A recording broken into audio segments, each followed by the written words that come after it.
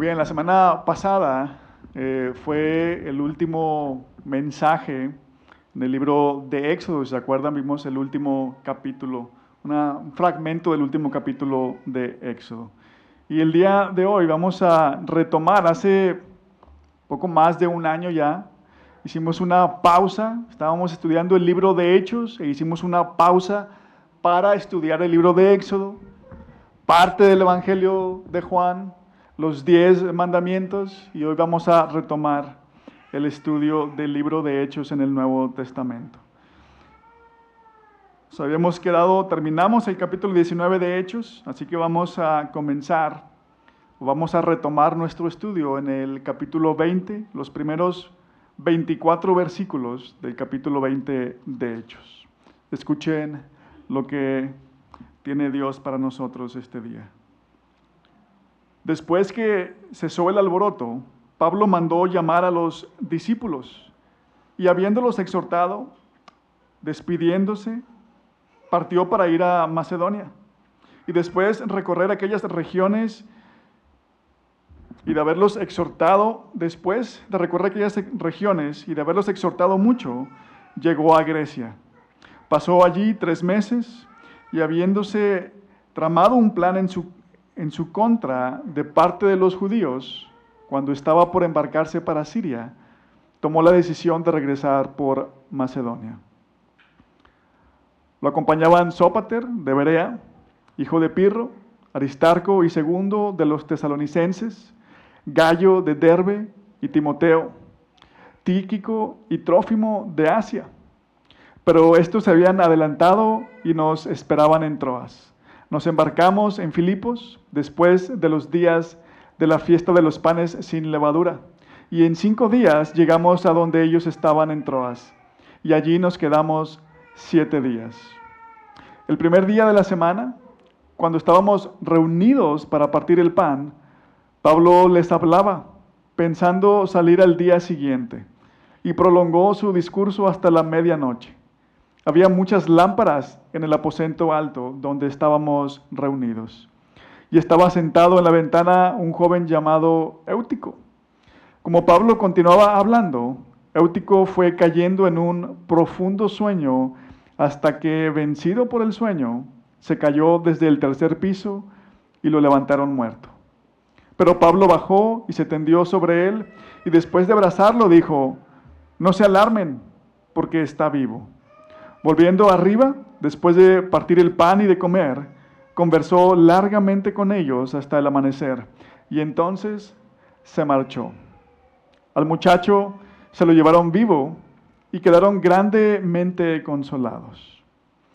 Entonces nosotros, adelantándonos a tomar la nave, salimos para Asón, con el propósito de recoger allí a Pablo, pues así lo había decidido, deseando él ir por tierra hasta Asón.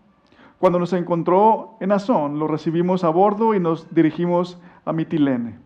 Saliendo de allí, al día siguiente llegamos frente a Quío, y al otro día atracamos en Samos. Habiendo hecho escala en Trogilio, al día siguiente llegamos a Mileto, porque Pablo había decidido dejar a un lado a Éfeso para no detenerse en Asia, pues se apresuraba para estar en Jerusalén el día de Pentecostés, si le era posible. Desde Mileto mandó mensaje a Éfeso y llamó a los ancianos de la iglesia. Cuando vinieron a él, les dijo: «Ustedes bien saben cómo he sido con ustedes todo el tiempo, desde el primer día que estuve en Asia. He servido al Señor con toda humildad, con lágrimas y con pruebas que vinieron sobre mí por causa de las intrigas de los judíos. Bien saben cómo no rehuí declararles a ustedes nada que fuera útil y de enseñarles públicamente y de casa en casa, testificando solemnemente, tanto a judíos como a griegos, del arrepentimiento para con Dios y de la fe en nuestro Señor Jesucristo. Ahora yo, atado en espíritu, voy a Jerusalén, sin saber lo que allá me sucederá, salvo que el Espíritu Santo solemnemente me da testimonio en cada ciudad diciendo que me esperan cadenas y aflicciones. Pero en ninguna manera estimo mi vida como valiosa para mí mismo, a fin de poder terminar mi carrera y el ministerio que recibí del Señor Jesús, para dar testimonio solemnemente del Evangelio de la gracia de Dios. Vamos a orar. Nuestro Dios y Padre, obra en nosotros para que podamos de alguna manera, Señor, hacer lo que Pablo dice aquí, dar testimonio del Evangelio de tu gracia. Ayúdanos a no solamente entender intelectualmente estas palabras, sino a atesorarlas y encontrar en ellas un motivo para continuar, para seguirte. Lo pedimos en el nombre de Jesús. Amén. Bien, Hechos, voy a hacer un pequeño resumen. Hechos narra cómo lo que sucedió después de la resurrección, cómo Jesús fue llevado al cielo, cómo se formó la iglesia, cómo la palabra de Dios se extendió por toda aquella región, la conversión del apóstol Pablo y luego cómo a través del trabajo de Pablo el evangelio se extendió por todo el mundo antiguo. Y contrario a lo que muchos piensan, la iglesia, Hechos nos dice que la iglesia en sus inicios no tenía ni poder ni influencia. En sus inicios, de hecho, la iglesia, los creyentes fueron perseguidos, los primeros cristianos fueron perseguidos por su fe. De hecho, en el libro de Hechos vemos el primer mártir, la primera persona que murió por su fe, Esteban, que era un diácono en la iglesia. Parte de las palabras de Pablo que leí aquí, y lo que vamos a ver en las próximas semanas, nos enseñan que quienes toman en serio el llamado que Dios les hace, vamos a enfrentar oposición, desafío, persecución, entre otras cosas. Y no necesariamente de la misma manera en que lo hicieron los primeros cristianos, pero de alguna manera vamos a enfrentar oposición, desafíos, persecución, solamente por ser cristianos. Ahora, si eso le espera, si eso nos espera a cualquiera que toma en serio el llamado de Dios, ¿qué motiva a los cristianos a continuar en el camino de Dios? Hay muchas cosas que nos motivan a lo largo de la vida, para hacer muchas cosas, ¿a poco no? Cuando somos niños, ¿qué motiva a un niño? Dulces y el juego, ¿a poco no? Los papás les dicen, bueno, acaba primero la tarea y te doy esto. Acaba primero la tarea y te dejo jugar, ¿no? Cuando somos adolescentes, las motivaciones cambian. Cuando somos adolescentes buscamos pertenecer, ¿no? Estamos buscando una identidad. Y cuando somos adultos tenemos todavía otras motivaciones, todavía diferentes a la de los niños y adolescentes. Nos motiva a lo mejor la seguridad y la estabilidad. Nuestra familia, los hijos, ¿no? Bueno, ¿qué motiva al creyente a continuar en el camino de Dios sabiendo que le espera oposición y persecución, entre otras cosas, que van a hacer la vida difícil? Es más, tal vez más difícil. Solamente por creer en Dios, solamente por seguirlo. Bueno, parte de la respuesta a esta pregunta la encontramos en las palabras de Pablo en esta historia. En esta historia hace por lo menos tres cosas. Esta historia es un recordatorio de la realidad para los creyentes, para los cristianos. Es una oportunidad para evaluar nuestra fe. Y también es una enseñanza acerca del valor para continuar. Un recordatorio de la realidad, una oportunidad para evaluar nuestra fe y una enseñanza acerca del valor para continuar. Si lo que nos espera es difícil, ¿de dónde sacamos el valor para continuar? Bueno, de esto nos habla esta historia. Comenzando con la primera idea, un recordatorio de la realidad. ¿A qué me refiero con esto? Bueno, muchos tenemos la idea, mucha gente tiene la idea de que si creemos en Dios, de que si confiamos en Él, las cosas siempre nos van a salir bien de alguna manera. Bueno, esta historia nos ayuda a entender si las cosas son así o no. Vean, los primeros 16 versículos que leí nos narran el recorrido de Pablo desde que salió de Éfeso.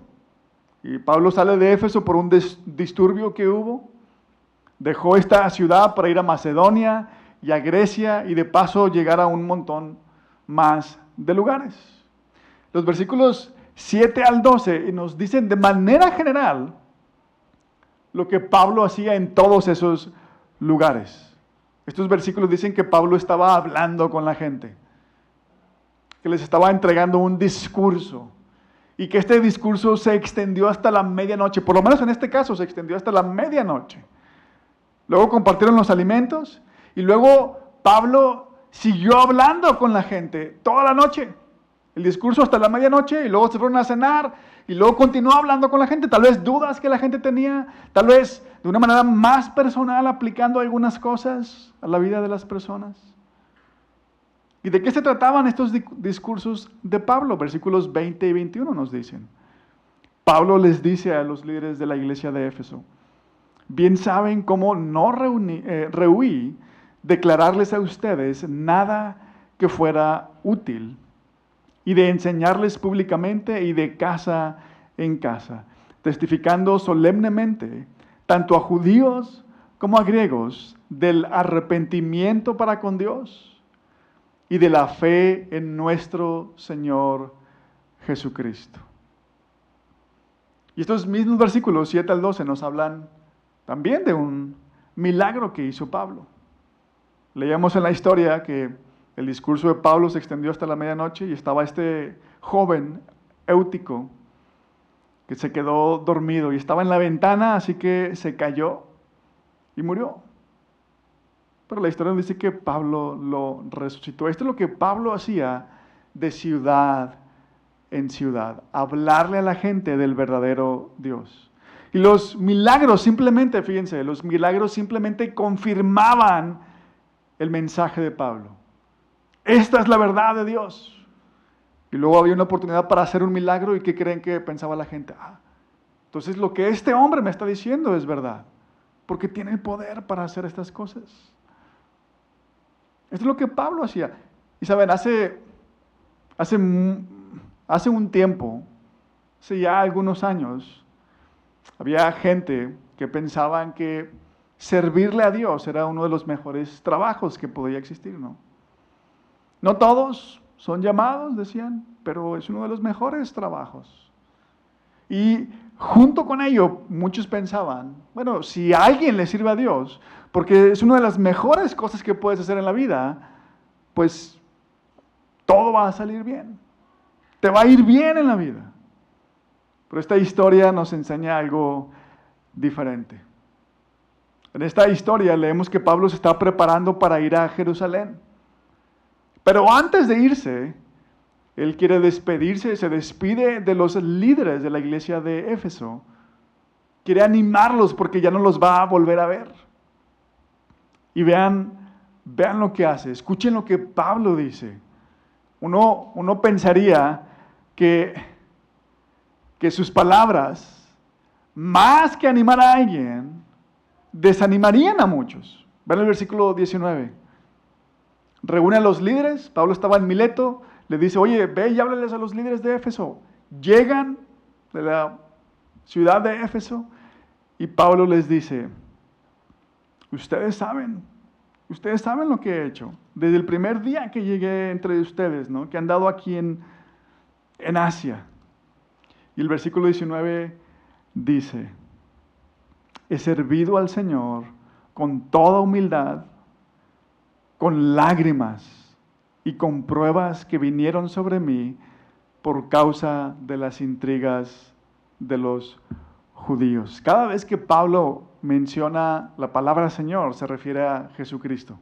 Y escuchen lo que dice, que le ha servido a Jesucristo con humildad, con lágrimas y en medio de pruebas.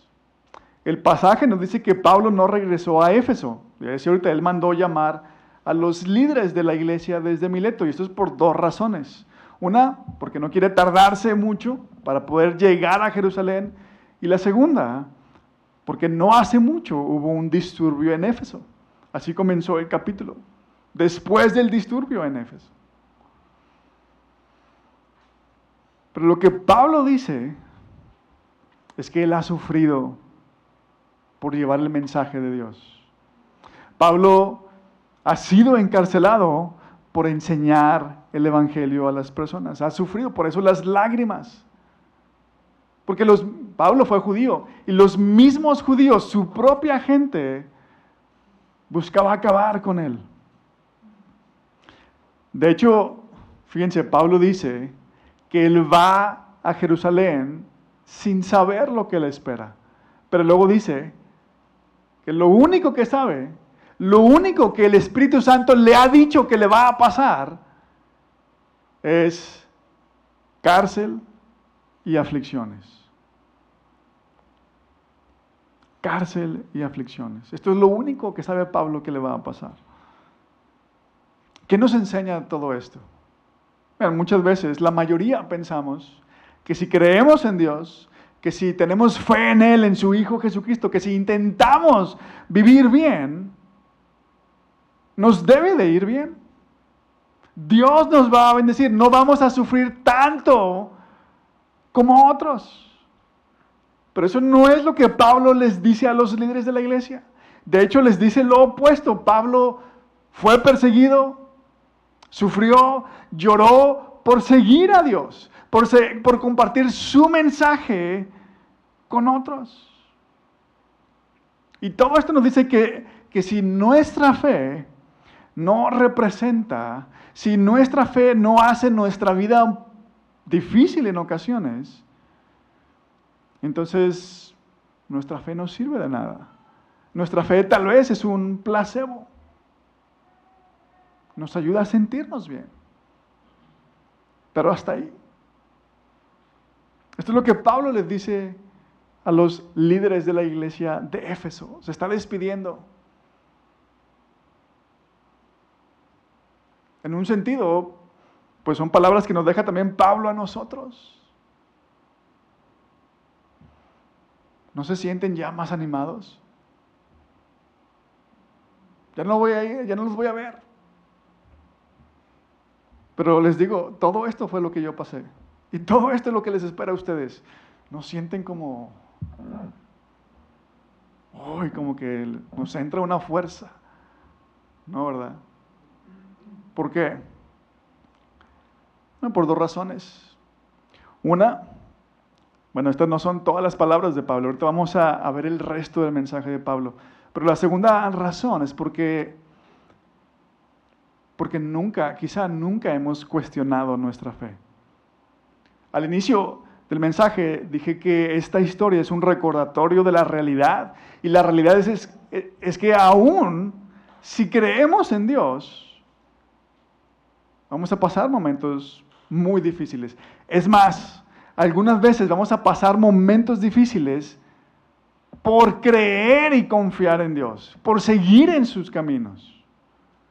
Pero también dije que este mensaje es una oportunidad para evaluar nuestra fe. Pablo fue un misionero. Su trabajo era hablarle a todo mundo de Dios y de su Hijo Jesucristo. Y quizá por eso pensemos que no tenemos nada en común con Pablo, tenemos muy poco en común con Pablo. Y en un sentido, es verdad, tenemos muy poco en común con él. Vivimos en una época muy diferente y la mayoría de nosotros no nos dedicamos a lo que él se dedicó. Pero hay algo que sí tenemos en común con Pablo. Pablo fue un misionero, esa fue su vocación, ¿no? Y todos tenemos una vocación. Todos nos dedicamos a algo. Y la pregunta aquí es, ¿cómo hacemos lo que hacemos?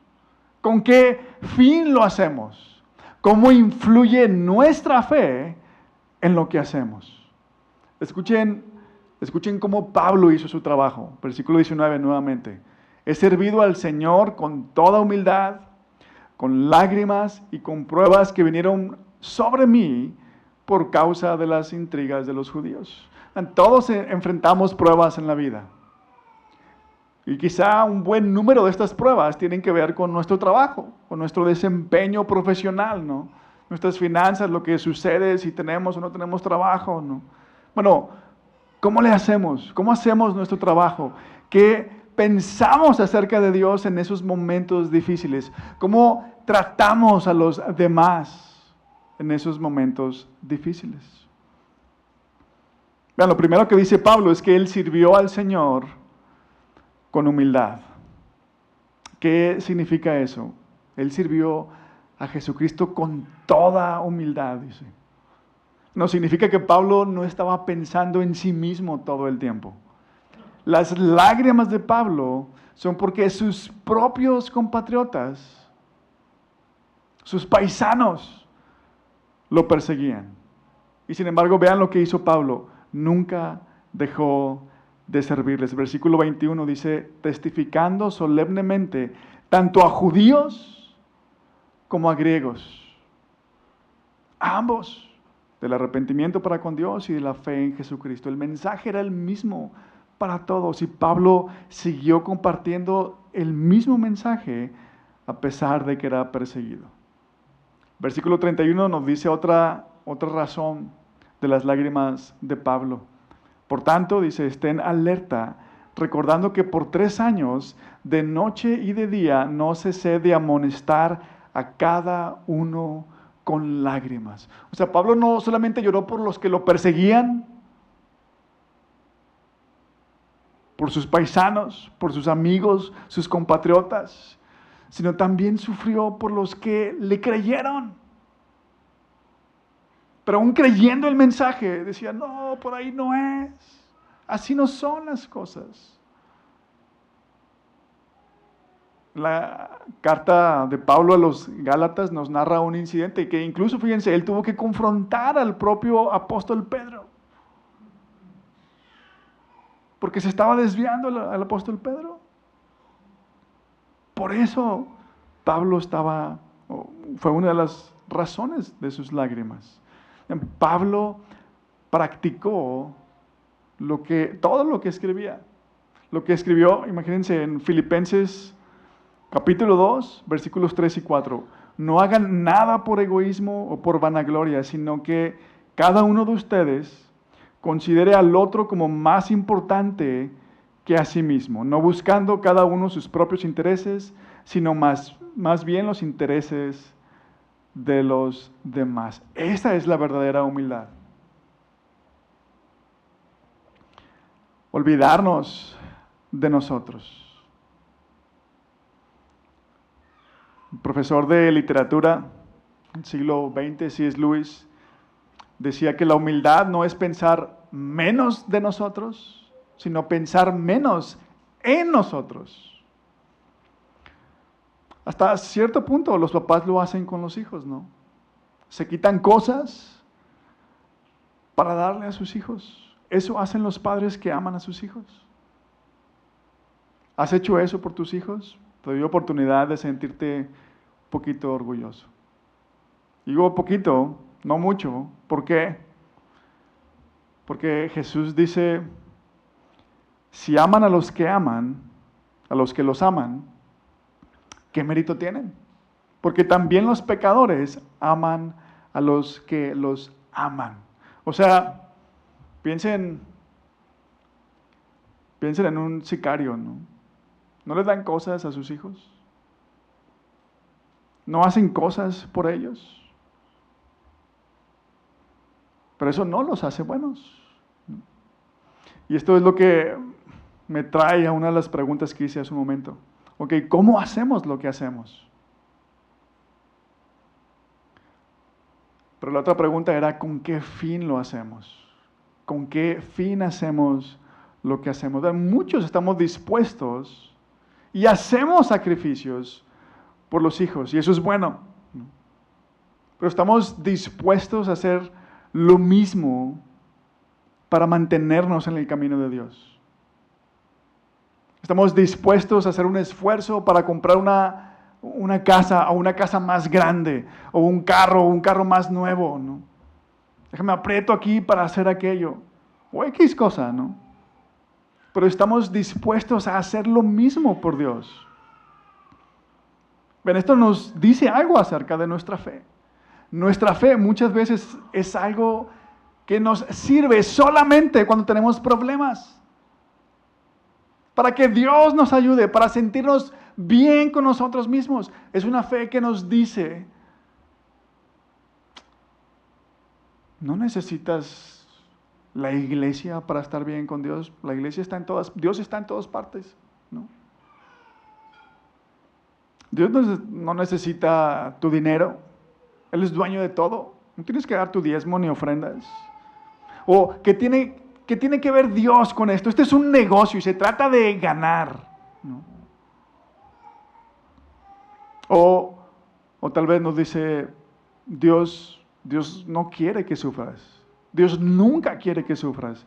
Dios quiere que tengas lo mejor en esta vida.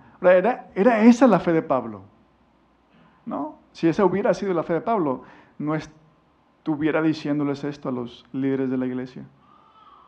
Al contrario, escuchen lo que les dice en los versículos 22 y 23. Ahora yo, atado en espíritu, voy a Jerusalén sin saber lo que allá me sucederá, salvo que el Espíritu Santo solemnemente me da testimonio en cada ciudad, diciendo que me esperan cadenas y aflicciones.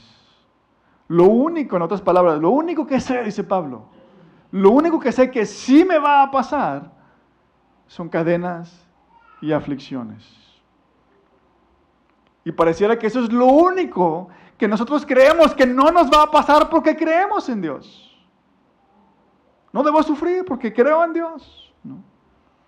Y vean, sin importar cuál sea nuestra vocación, muchas veces no podemos responder. O sea, ¿por qué alguien escogería seguir un camino tan difícil?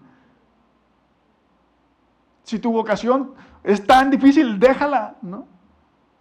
No logramos entender por qué alguien continuaría en el camino. Pero nuevamente, si se acuerdan, dijimos que esta historia se trata de tres cosas. Primero, un recordatorio de la realidad. Aún si creemos, aún si confiamos en Dios, vamos a atravesar momentos difíciles. En ocasiones vamos a pasar momentos difíciles porque creemos en Dios. En segundo lugar, es una oportunidad para evaluar nuestra fe.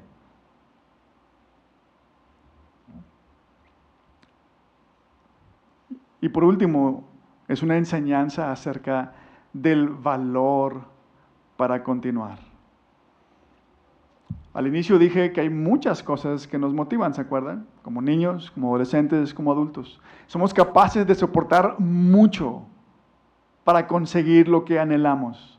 Pero ¿qué hace a un creyente permanecer en el camino a pesar de lo difícil que puede ser? Pablo responde a esta pregunta en el versículo 24. Pablo dice, en ninguna manera estimo mi vida como valiosa para mí mismo, a fin de poder terminar mi carrera y el ministerio que recibí del Señor Jesús, para dar testimonio solemnemente del Evangelio de la gracia de Dios. Esta es la razón por la que Pablo pudo hacer lo que hizo. En ninguna manera estimo mi vida como valiosa para mí mismo. O sea, Pablo no le asignó a su vida un valor que su vida no tenía. Pensar así fue lo que lo motivó para terminar la carrera y el llamado que le hizo Jesucristo. Y esto es totalmente contrario a la manera actual de pensar. En el presente pensamos y sentimos que nuestro valor es infinito. Por eso creemos que merecemos lo mejor. Pero esto no es lo que Pablo nos está diciendo. Esto no es lo que Pablo cree. Esto no es lo que la Biblia nos enseña. Ahora, ¿por qué Pablo no estimaba su vida como valiosa para él mismo? A lo mejor Pablo estaba acomplejado, ¿no? O estaba deprimido, o se sentía inferior. Pero no. Ninguna de estas cosas es verdad. Pablo tenía esa visión de sí mismo por el mensaje que predicaba. ¿Cuál era el mensaje de Pablo? La última parte del versículo 24 nos dice, para dar testimonio del evangelio de la gracia de Dios. Esta palabra evangelio significa buenas noticias. O sea, Pablo predicaba las buenas noticias de la gracia de Dios. ¿Y en qué consisten estas buenas noticias de la gracia de Dios? Bueno, en su carta a los Romanos, Pablo le muestra al mundo que absolutamente todo ser humano merecemos la ira, el castigo, la condenación de parte de Dios. En Romanos 3, versículos 10 y 11 dice, no hay justo, ni aún uno. No hay quien entienda, no hay quien busque a Dios. Y cuando lo hacemos equivocadamente. No porque lo amamos muchas veces, sino para que resuelva nuestros problemas. Tan pronto resuelve nuestros problemas y nos olvidamos de Él. Por eso Pablo dice, no hay quien busque a Dios. Y más adelante, Pablo dice en su misma carta a los Romanos, capítulo 6, versículo 23, porque la paga del pecado es muerte, pero la dádiva de Dios es vida eterna en Cristo Jesús, Señor nuestro. Todos, en otras palabras, Pablo está diciendo, todos merecemos morir por nuestro pecado, pero el regalo de Dios es vida eterna por medio de su Hijo Jesucristo, por medio de la fe en su Hijo Jesucristo. Esta es la gracia de Dios. Dios nos da algo que no nos merecemos. Lo que merecemos es castigo y condenación, pero en lugar de ello recibimos vida eterna por creer en Jesús. El mismo libro de Hechos nos narra cómo antes de su conversión, Pablo andaba persiguiendo a los cristianos. Y no estoy seguro si esa es la razón por la que Pablo, tal vez una de las razones, puedo estar seguro que es una de las razones. No sé si es la única, no. Por las que Pablo decía que era el pecador más grande. En su primera carta a Timoteo, Pablo le dice a Timoteo, Pablo lo está animando a continuar en el camino. Y le dice esto a Timoteo, 1 Timoteo capítulo 1 versículo 15, palabra fiel y digna de ser aceptada por todos. Cristo Jesús vino al mundo para salvar a los pecadores, entre los cuales yo soy el primero. Y esto es para animar a Timoteo. No te animo, no te digo que continúes porque eres buenísimo, no. Yo no me mantuve en el camino porque era mejor. Yo soy el peor de los pecadores, el primero de los pecadores, dice Pablo. Pablo entendió que Jesucristo murió en su lugar. Y eso cambió, eso corrigió su visión de sí mismo. Antes de su conversión, nuevamente él se andaba persiguiendo a los cristianos porque él creía que era digno de Dios, que estaba cerca de Dios, cuando en realidad no lo conocía. Después de su conversión, él se da cuenta que es el peor de los pecadores, por eso dice que su vida no tiene valor para él. Pero vean, Pablo no se queda lamentándose, ay no valgo nada, no sirvo para nada, no. No se paraliza, no se deprime, no se siente inferior. Sí, la muerte de Jesús nos dice qué tan malos somos. Por eso Pablo dice que es el primero de los pecadores. Porque nosotros, tú y yo, mandamos a Jesús a la cruz por nuestro pecado. Sin embargo, la muerte de Jesús nos dice también que Dios nos amó tanto que envió a su Hijo para salvarnos. Ese fue el plan de Dios. El apóstol Juan lo dice, porque tanto amó Dios al mundo, que dio a su Hijo unigénito para salvarnos. De hecho, el mismo Pablo dice, por lo tanto, vean. Sí, él dice que es el peor de los pecadores, pero también dice, por lo tanto, ya no hay ninguna condenación para los que están unidos a Cristo Jesús. Pablo no se queda paralizado, ni lamentándose, ni se siente inferior. Y Pablo tampoco está tratando de pagarle a Dios con su vida. Pablo no puede hacer esto. Su vida no vale lo mismo que la vida de Jesús. Pablo no es Dios, Jesús es Dios. Aun si Pablo entrega su vida, no se compara con la vida de Jesús. Lo que Pablo sí está haciendo es agradeciéndole a Dios con su vida. Por eso, aunque lo que le espera es difícil, él encuentra el valor para continuar. Porque Jesús entregó su vida por él. Y porque ahora Pablo se da cuenta de que este Dios que hizo todas las cosas, este Dios que es infinito, se hizo pequeño para caminar con él. Y que conoce su sufrimiento y que va a estar con él y que lo va a librar de lo que sea necesario. Entonces Pablo puede continuar porque él medita en lo que Jesús hizo por él en la cruz. Y eso nos invita a este pasaje. Y eso nos invita también este segundo sacramento que celebramos al inicio de cada mes. La mesa del Señor es un privilegio que está reservado para todos aquellos que han sido recibidos como miembros de esta o de cualquier otra iglesia cristiana. Es para los que reconocen que no son dignos de acercarse a la mesa por sus propios méritos, sino solamente por lo que hizo Cristo en la cruz. ¿Qué hizo Él? Llevó el castigo de nuestros pecados. Si alguien no ha entendido esto, si alguien no ha puesto su confianza en Jesucristo, si no le ha rendido su vida, si alguien está practicando algún pecado y no se quiere arrepentir de él, es mi deber advertirle que se abstenga de participar, porque podría estar comiendo y bebiendo juicio para sí mismo. En lugar de participar, ponte a cuentas con Dios. Pídele que te ayude a cambiar, a arrepentirte, que te muestre, que haga real para ti el sacrificio de su Hijo Jesús.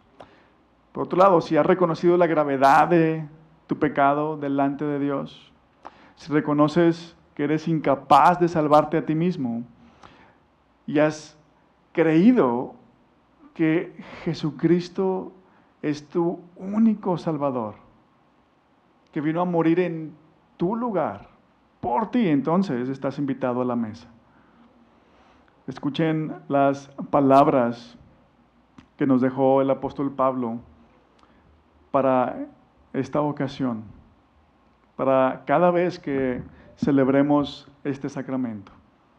Porque yo recibí del Señor lo mismo que les he enseñado, que el Señor Jesús, la noche en que fue entregado, tomó pan y después de dar gracias lo partió y dijo: esto es mi cuerpo que es para ustedes. Hagan esto en memoria de mí.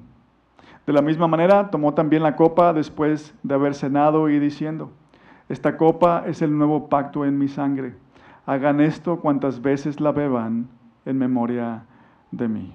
Porque todas las veces que coman este pan y beban esta copa, proclaman la muerte del Señor hasta que Él venga. De manera que el que coma el pan o beba la copa del Señor indignamente, será culpable del cuerpo y de la sangre del Señor. Por tanto, examínese cada uno a sí mismo, y entonces coma del pan y beba de la copa. Porque el que come y bebe sin discernir correctamente el cuerpo del Señor, come y bebe juicio para sí. Vamos a orar.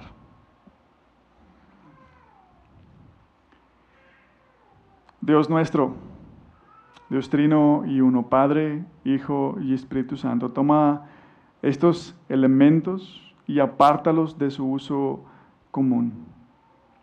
Que así como nuestro cuerpo recibe y se nutre del pan y del vino, que así también, por medio de la fe, nuestra alma pueda experimentar la presencia de tu Hijo Jesucristo y podamos alimentarnos de Él agradecidamente. Te lo pedimos en su nombre.